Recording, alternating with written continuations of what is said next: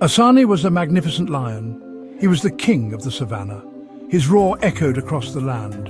Asani was known for his wisdom. He ruled with fairness and strength. All animals respected Asani. Asani was a loving father. He had a beautiful daughter, Mala. She was quick and playful. Mala loved to hear Asani's stories. He taught her about the circle of life. Asani knew one day Mala would be a great leader too. Asani often spoke of the hidden oasis. It was a secret passed down through generations. The oasis was a paradise. Lush and green, it held the promise of life. Asani knew its location.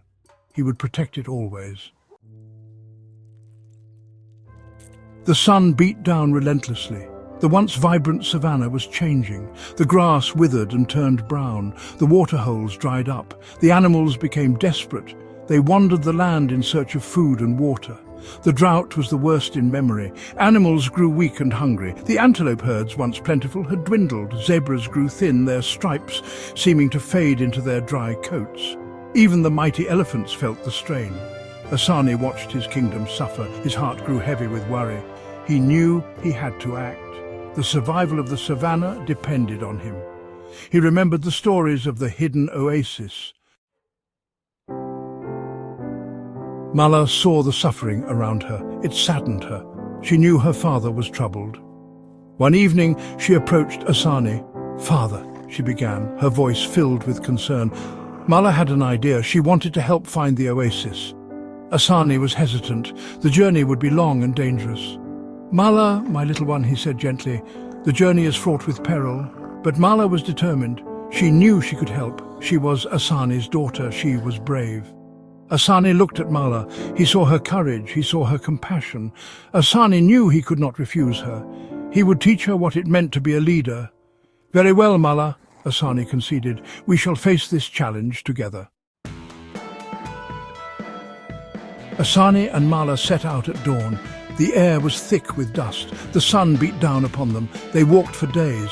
The savannah stretched endlessly before them. The heat was unforgiving. The land was harsh. They encountered many obstacles. Thorny bushes tore at their fur. Rocky outcrops slowed their progress. The lack of water was the hardest. Their throats became parched. Their bodies grew weary. Asani taught Mala about the stars. He showed her how to find their way at night. He taught her to listen to the wind. It carried messages. They learned to find strength in each other.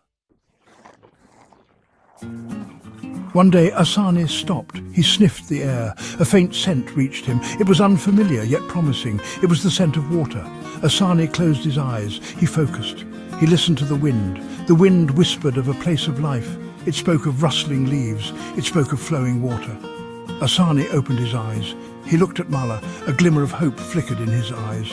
"Mala, my little one," he murmured, his voice husky with exhaustion. "The wind speaks to us."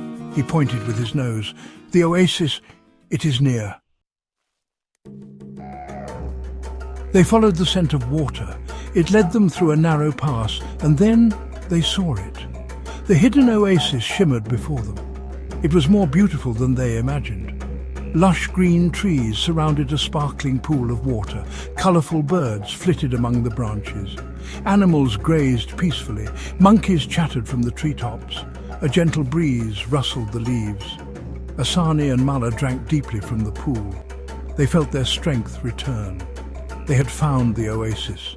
They had brought hope back to the savannah. Word of the oasis spread quickly. Animals from all corners of the savannah flocked to its life-giving waters. Zebras, giraffes, elephants and antelopes, all were welcome. Asani stood on a rocky crag. He addressed the assembled animals. "This oasis," he boomed, his voice echoing across the water, "is a gift, a treasure to be shared by all." "We will take only what we need," Asani continued, his gaze sweeping over the crowd.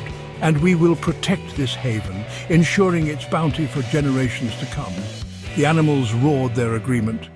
They had found their salvation. Asani, true to his word, ensured that all who came to the oasis drank their fill. He taught them to respect the balance of nature. The animals learned to take only what they needed. The once parched savannah began to heal. Grasses sprouted anew, waterholes refilled. The circle of life continued.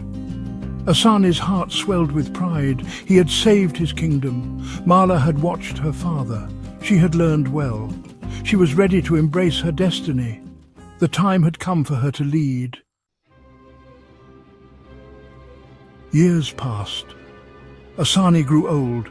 He knew his time as king was nearing its end. He called Mala to him.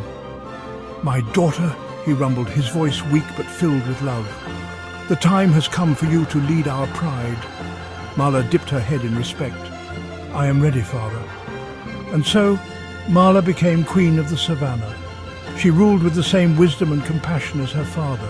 The memory of Asani lived on. It echoed in the rustling leaves and the flowing water. It resonated in the roar of the lions and the heartbeat of the savannah. Asani's legacy of courage, wisdom and generosity would endure. The savannah was in good pause.